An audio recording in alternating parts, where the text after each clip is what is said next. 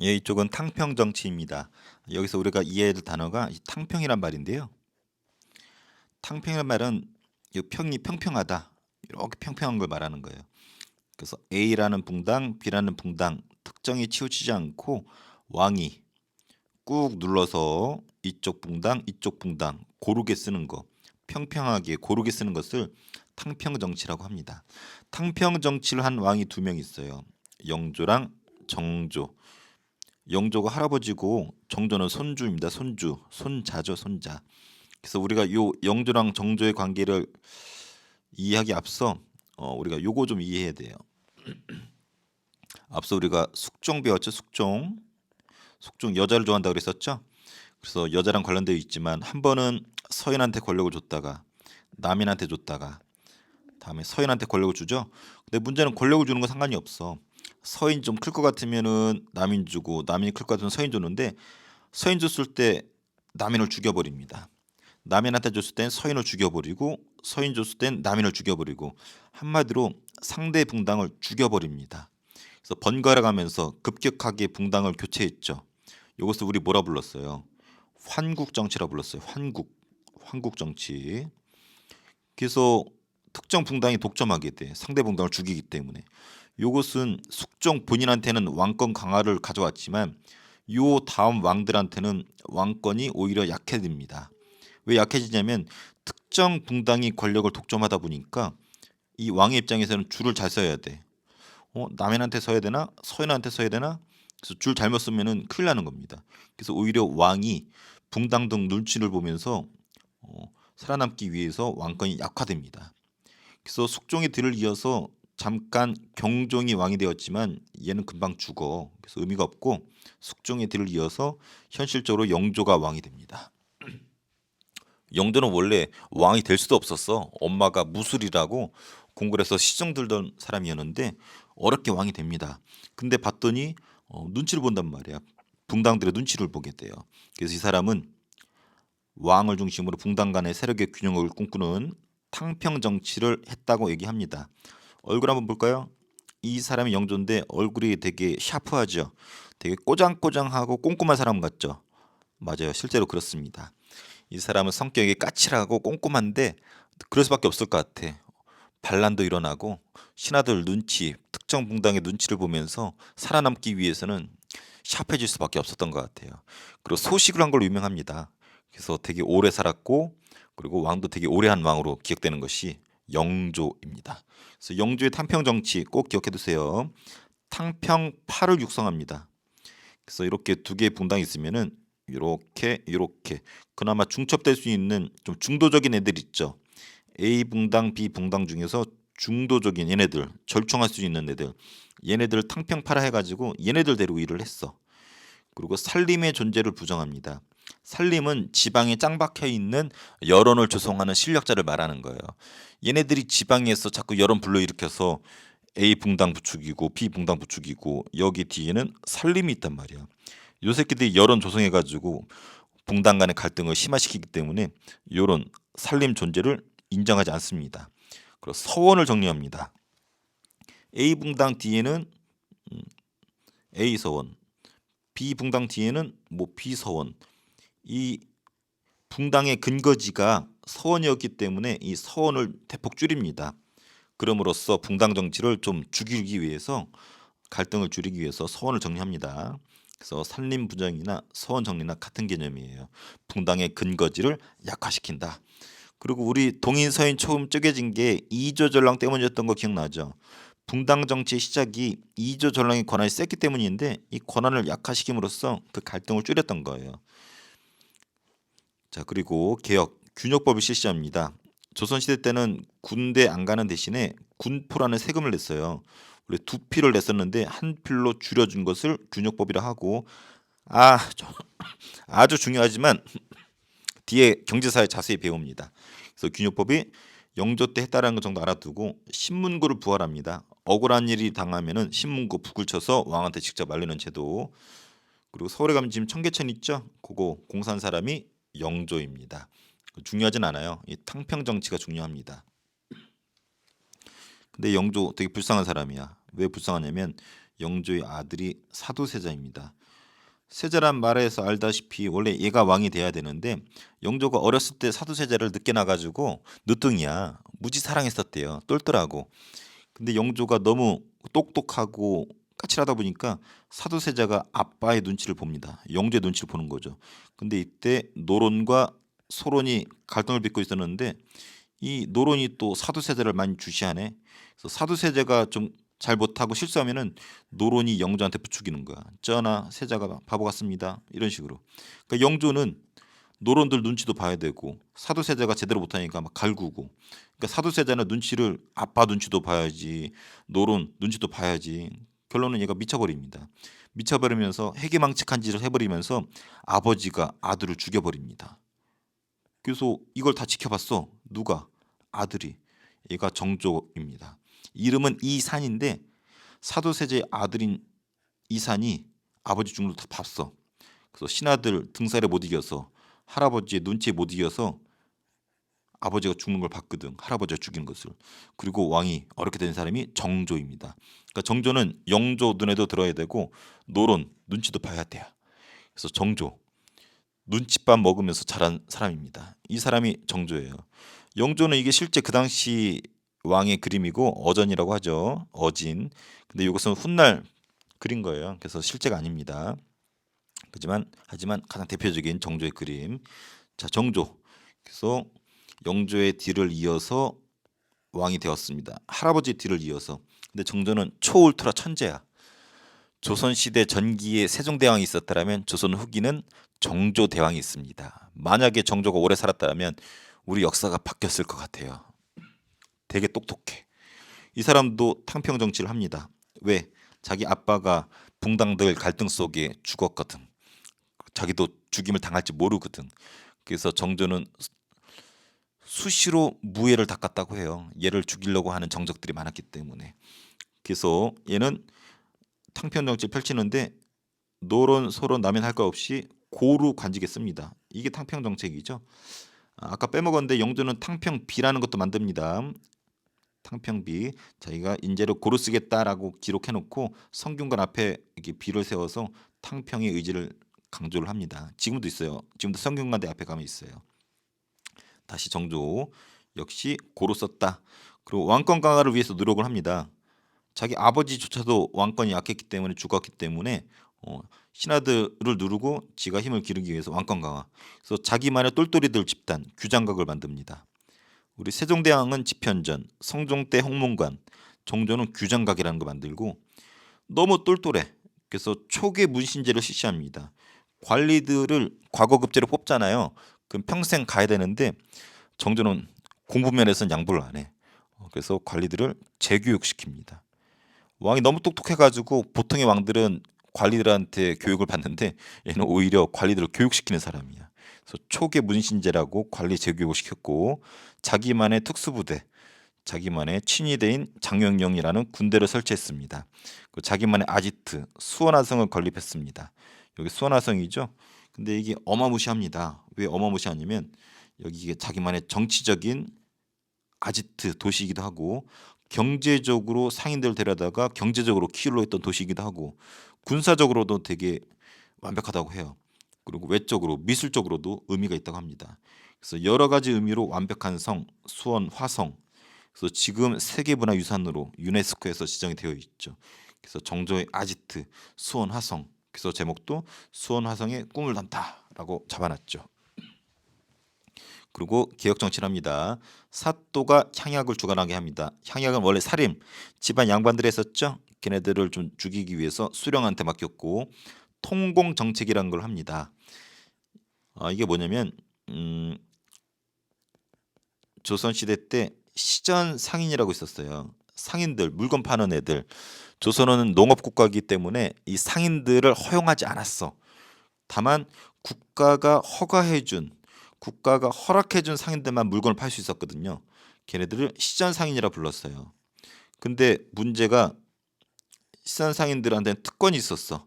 뭔 특권이냐면 금, 난, 전, 권이라는 특권이 있었습니다. 난전을 금지시킬 수 있는 권리.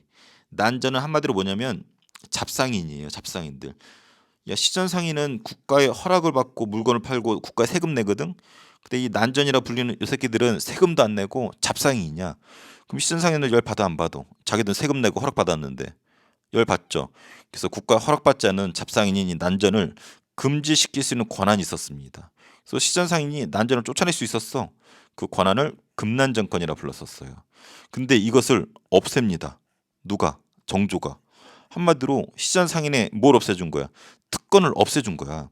그럼 누구나 물건을 마음대로 팔 수 있죠. 누구나 잡상이 될 수 있죠. 이 정책을 통공정책이라고 합니다.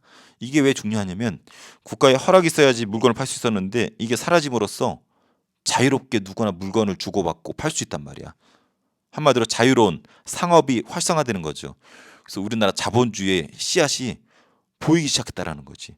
그래서 정조 때 아까 선생님이 정조가 오래 살았으면 좋았을 거란 이유가 이렇게 자유로운 무역을 자유로운 상업 활동을 허용할 정도로 오픈 마인드 열린 사람이었었거든. 그래서 요때가 이것을 통공이라고 하는데 요때가 우리 임진왜란처럼 임진년 이런 거 있잖아요. 요때가 신해년이거든. 그래서 어려운 말로 신의 통공이라 부릅니다. 신의 통공을 통해서 자유로운 무역을 꿈꿨다. 자유로운 상업을 꿈꿨다. 그리고 서울이나 노비들 차별을 개선했어요. 특히 서울은 첩의 자식을 말해요. 양반이 있으면 그 와이프 있죠. 첫 번째 와이프는 조강지처잖아. 근데 두 번째 이하 첩이라 부르죠. 첩의 자식들은 차별받아서 관직에 나가지도 못했어. 근데 정조는 오픈 마인드야. 능력만 되면은 서울이라 하더라도 노비만 하더라도 관직에 썼습니다. 특히 이 서울은 특히 규장각 검서관 자리에 많이 앉혔다고 해요. 아까 이 규장각 있었죠. 똘똘이들. 여기에 검서관이라는 직책이 있었는데 서울들을 여기다 데려다가 일을 시켰다고 합니다. 그리고 법전 대전 통편을 편찬했습니다. 그래서 탕평 정책 의미가 있어. 붕당 간의 대립을 평평하게 완화시켰잖아. 누가? 왕이 중간에서 꾹 누른 거죠. 그래서 강력한 왕권으로 붕당 간의 갈등을 꾹 눌렀다. 이런 의미가 있습니다. 하지만 이 왕이 영조나 정조처럼 똘똘하지 못하면 얘네들이 또 깝치겠죠. 그래서 일시적이었었다라는 부분 알아두기 바랍니다. 자, 오른쪽 정조가 안타깝게도 일찍 죽습니다. 1800년에 죽어. 더 오래 살았으면 좋겠는데 누가 왕이 되냐면 순조가 왕이 됩니다. 안타까운 게 나이가 어려요.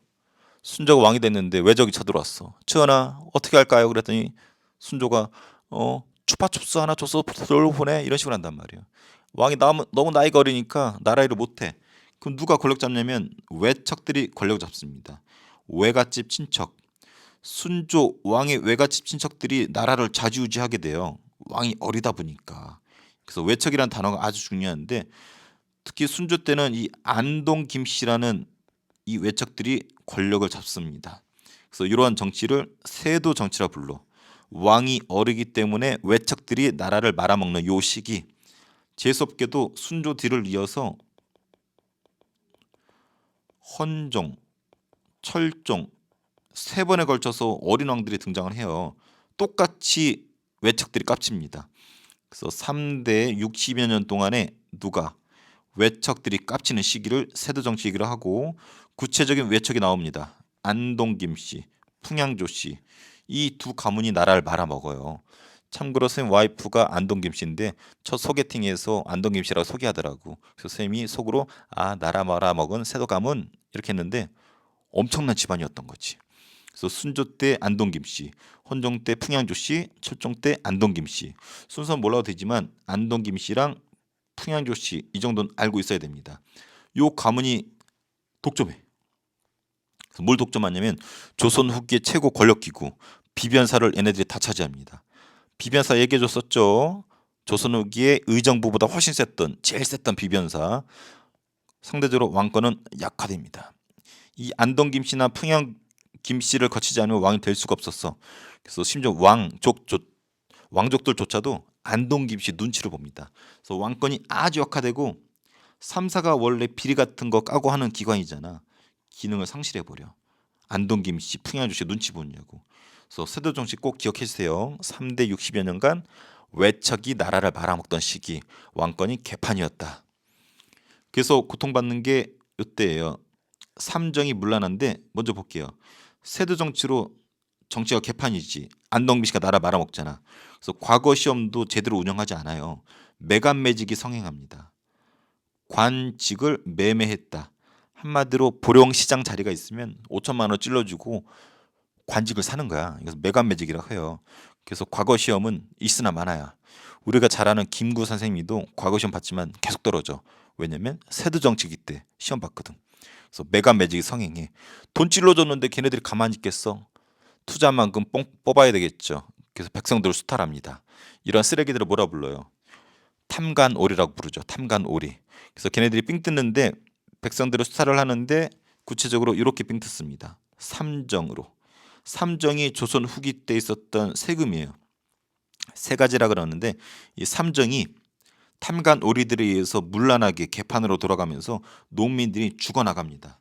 삼정 여기 나와 있죠. 크게 전정, 군정, 환곡. 보통 요 세 가지로 얘기해요. 전정, 군정, 환곡. 전정은 여기 나와 있지만 땅에 매기는 세금이에요. 원래 땅에서 곡식이 나오면 10분의 1 정도 세금을 내야 되는데 10분의 1이 아니라 막 10분의 5, 10분의 6 이렇게 막 삥 뜯어가는 거야. 죽어나는 거지. 군포. 조선시대 때는 16살에서 60살까지 남자들이 군대 가지 않는 대신에 세금을 냈어요. 이거를 군포라고 하는데 옥감이에요, 옥감. 근데 문제는 16살 전에 갓난아기한테도 고추가 달려 있으면 세금을 삥 뜯었어. 군포라고 해가지고. 심지어는 65살이 넘어서 죽었어. 무덤에 묻혀 있는데 고추 달려 있다고 죽은 사람한테까지도 세금을 물립니다. 이게 그 가장 가혹했던 군정이에요. 그 나중에는 군정 내기 싫어서 농민들이 농담이 아니라 실제로 고추를 자릅니다. 고추 달려 있으면 세금 뜯어가니까. 환곡, 곡이 곡식이에요. 곡식을 빌려주는 제도야. 곡식이 다 떨어졌을 때 국가에서 나눠줍니다. 그래서 10분의 1 정도 이자만 받아서 반납을 하면 되는데 문제는 나중에 이자가 10분의 1이 아니라 뭐 200%, 300%. 100만큼 곡식을 빌려주면 110을 걷어가야 되는데 뭐 200, 300 막 뺑 뜯어갑니다. 고리다라고도 하죠. 그래서 이런 식으로 전정, 군정, 황국이 개판으로 탐관 오리들에 의해서 운영이 되는데 이것이 세도 정치기 때 삼정의 문란이다. 개판이죠. 농민도 고추 자르고 난리가 납니다. 그래서 농민들이 처음에는 저항을 했었지. 이런 방식으로 뭐 얘기를 하거나 벽에다가 붙이거나 억울하다고 소극적이었어. 근데 나중에는 들어주지 않으니까 농민들이 봉기합니다. 반란이 일으켰다는 뜻이에요. 대표적인 반란 우리가 두 가지 알아둬야 됩니다. 홍경래난 임술 농민 봉기 이 두 가지는 꼭 알아두세요. 홍경래난 1811년 평안도 지역의 차별 때문에 일어났어. 평안도가 어디냐면 요 부근이에요. 요 부근 전통적으로 차별이 심했어요. 이 북방에 뭐 오랑캐들이 있었잖아요. 여진족이나 거란족이나 이런 애들하고 교류가 많다 보니까 얘네들 섞였다 해가지고 여기 과거에 시험에도 뽑아주지도 않았어. 그래서 왕따당한 지역이에요. 근데 여기 돈은 많어. 여기 중국과 교류하는 국경 지역이기 때문에 무역으로 돈은 많고 왕따 지역이었어요. 그래서 얘네들이 돈은 많지 왕따당했지. 그래서 평안도 지역이 차별의 배경이 되었고 특히 여기 꼭 기억해 주세요. 광부들이 많았는데 이 광부들을 데리고 홍경래가 반란을 일으킵니다. 그래서 지역 차별과 광부라는 단어를 기억해야 되는데 하지만 진압되었다라는 거. 이게 시작이었어. 임술련에 전국적으로 반란이 일어납니다. 어디에서부터? 진주에서 시작해가지고 볼게요. 진주가 여기 있거든. 여기 시작해서 전국으로 확대됩니다. 그래서 이건 규모가 전국구야. 임술은 우리 임진왜란 할 때 임진 있죠? 그런 거예요. 임술련의 농민 봉기 전국적으로 퍼집니다. 진주에 시작해서 전국으로. 구체적으로는 요 아래 지역, 요 팬티 지역 있죠? 팬티처럼 생긴데 경상도, 충청도, 전라도 여기서 반란이 많이 일어나. 여기 곡식이 많이 나오기 때문에 수탈이 심했거든. 그래서 이것을 삼남지방이라고 부릅니다. 세계 남쪽 지역, 팬티 지역. 충청도, 경상도, 전라도를 삼남지방으로 부르고 여기서 대거 임술 농민 봉기가 벌어집니다. 왕이 깜짝 놀랍니다. 전국적으로 반란이 일어났잖아. 그거 어떻게 하겠어? 진압을 하고자 하겠죠. 지도부터 볼까요? 자, 이 서북 지역에서 일어난 홍경래난 진주에서 시작돼서 전국으로 퍼진 임술 농민 봉기 요지도 잘 나옵니다. 그래서 깜짝 놀란 왕이 암행어사를 펴관합니다. 지방에 깝치는 탐관오리들을 기습적으로 제어하기 위해서 우리 춘향전에 암행어사 출도요 나오죠? 그런 거예요. 삼정 이정청을 설치합니다. 아까 삼정이 문란해가지고 농민들 고추 자르고 반란 일으켰잖아. 그래서 요거 해결하기 위해서 삼정을 개선하기 위한 기구였는데 한계가 있습니다. 그래서 그 한계를 미봉책이다라고 얘기하죠. 그래서 나라가 개판이요. 이러한 찰나에 등장하는 게 누구냐면 고종이고, 고종이 나이가 어렸기 때문에 고종의 아버지였던 흥선대원군 때 이런 반란과 삼정의 문란을 해결을 하죠. 그래서 흥선대원군의 인기가 엄청납니다. 그래서 다음 시간은 주제 하나가 흥선대원군의 업적이에요. 흥선대원군은 다음 시간에 배웁니다. 그럼 지금까지 배운 거 우리가 지금까지 많이 배웠어요. 이 아래 표를 통해서 선생님이 한번 정리해 줄게요. 우리가 무슨 정치 많이 배웠죠. 오늘 세도정치랑 탄평정치 배우는데 구별하는 겁니다. 자, 연산군 때부터 해서 명종 때까지 무슨 정치였나요? 기억나나요? 사화 정치였었죠. 사화. 살인파가 훈구파한테 공격당하는 거였었죠. 연산군 때 무오사화, 어머니 원수를 갑자사화, 이런 기묘한 일이 기묘사화, 을사 네 번의 사화를 겪었어요. 사화를 겪었음에도 불구하고 살인파들만 살아남죠. 살인파들이 둘로 쪼개졌죠. 그래서 동인과 서인으로 쪼개졌어요. 그때 동인이 다시 북인과 남인으로 쪼개지죠. 그 중에서 광해군은 북인과 손잡았었고, 근데 인조 반정으로 광해군 날아가고 북인 날아가죠. 인조 때는 서인이 권력을 잡고 남인은 들러리. 효종 때도 마찬가지였어요. 서인이 권력 잡고 남인은 들러리. 근데 효종이 둘째 아들이었었죠. 현종 때 효종이 죽어버리면서 상복 문제가 벌어지죠. 무슨 논쟁? 예송 논쟁이 벌어졌습니다. 1차 예송 논쟁은 효종이 죽었을 때 인조의 와이프였던 자이대비가 상복을 얼마나 입느냐. 1차 때는 서인의 손을 들어줬고 2차 때는 효종 와이프가 죽었죠. 효종 비가 죽었어요. 2차 때는 남인의 손을 들어줬고, 근데 현종 때까지만 하더라도 상대 붕당을 죽이진 않았잖아. 의견만 엇갈릴 뿐이지. 인정해줬단 말이야. 근데 숙종 때는 상황이 바뀌죠. 왜? 왜 바뀌어요? 왕이 중간에서 장난치죠. 한 번은 서인 편 들어줬다가 남인 죽이고, 남인 편 들어줬다 서인 죽이고, 서인 편 들어줬다 남인 죽이고. 그래서 이때는 하나의 붕당만 인정해주고 나머지는 죽여버렸어. 자, 정리할게요. 요 선조 때부터 현종 때까지는 죽이지 않았죠. 붕당 간의 싸움을 있었어도 서로 견제하고 균형을 이뤘단 말이야. 이것을 붕당 정치라고 했고, 근데 숙종 때만큼은 이 붕당 정치가 변질되었죠. 썩었죠. 상대 붕당을 죽였죠. 이것을 뭐라 불렀어요? 환국 정치라고 불렀어요. 환국. 숙종만 해당됩니다. 그러다가 경종이 왕이 됐는데 금방 죽고. 근데 숙종 때 이 환국 정치가 왕권을 되게 약화시켰죠. 본인은 왕권이 세졌지만 그 다음 왕 때부터는 왕권이 약화됐잖아. 그래서 영조랑 정조가 택한 게 뭐였어? 강력한 왕권으로 붕당들이 찍소리 못하게 눌러버렸죠. 평평하게 해버렸죠. 이걸 오늘 배운 것처럼 뭐라 불렀어요? 탕평 정치다라고 불렀죠. 그런데 문제는 정조가 오래 못 살았죠. 어린 나이에 순조가 왕이 되고 연달아 3대 60년이 흘러가죠. 그래서 3대에 60년이 흐르면서 왕의 외척들이 깝치는 시기가 들어오죠. 왕권은 어떻게 됐다? 엄청 약해졌다. 그러다 보니까 반란도 일어났다. 이게 무슨 정치라고 그랬죠? 세도 정치라고 불렀습니다. 여기까지 배웠어. 그러다가 고종 때 아버지였던 흥선대원군이 칼을 빼들고 개혁을 하게 되죠. 그래서 사화, 붕당, 황국, 탕평, 세도 구별할 수 있어야 돼요. 우리가 지금까지 배운 게 이거야. 맞춰보세요. 왕이 얼어서 외척 가문이 좌지우지했다. 세도정치. 안동기시, 풍현주시. 세도정치. 강력한 왕권으로 붕당을 눌렀다. 탕평정치. 왕이 가운데서 급격히 붕당을 교체시키고 하나의 당이 독점했다. 일당 전제와 환국정치. 서로 견제랑 균형을 이루면서 경쟁했다. 붕당정치. 예복, 상복 가지고 싸웠다. 예성 논쟁인데 예성 논쟁도 붕당 정치. 자, 훈구가 사림을 죽여버렸다. 사화 정치. 그래서 이거 구별할 수 있어야 됩니다. 되게 쉬워요. 여기 이해 못하고 암기만 하면 되게 어려운데 이해하고 넘어가면 되게 쉬운 부분이에요. 그래서 흐름이 중요합니다, 여러분들. 아무 의미 없이 외워봤자 다 까먹어. 그래서 선생님처럼 흐름을 알고 공부하면 되게 편합니다. 문제 풀어볼게요. 아니죠? 핵심 정리해야 되죠. 자, 탕평 정치 왕이 중심으로 붕당을 누르는 거였어요. 영조랑 정조가 했다. 자, 영조 탕평책, 탕평파, 산림 부정, 서원 정리했고 탕평 비세웠고 이조전의 권한을 죽였고 균역법 한 거 정도 기억해주고 정조 역시 탕평책 했죠.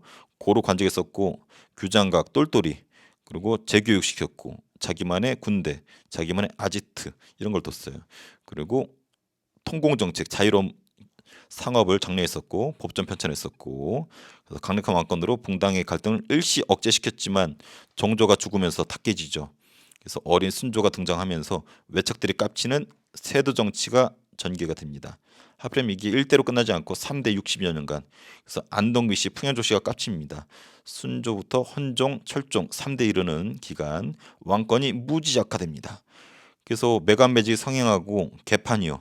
그래서 삼정이 문란해져. 탐관오리들이 삥 뜯어야 되니까. 그래서 농민들이 살기가 어렵습니다. 삼정은 요거고. 그래서 두 번의 큰 반란이 일어나죠. 홍경래난 평안도에 차별이 뿌리 깊게 박혀 있었고 광부들과 같이 했다라는 거. 임설 농민 분기 남쪽 지방을 중심으로 전국적으로 확대되었다. 여러 가지 기억은 했지만 한계가 있었다.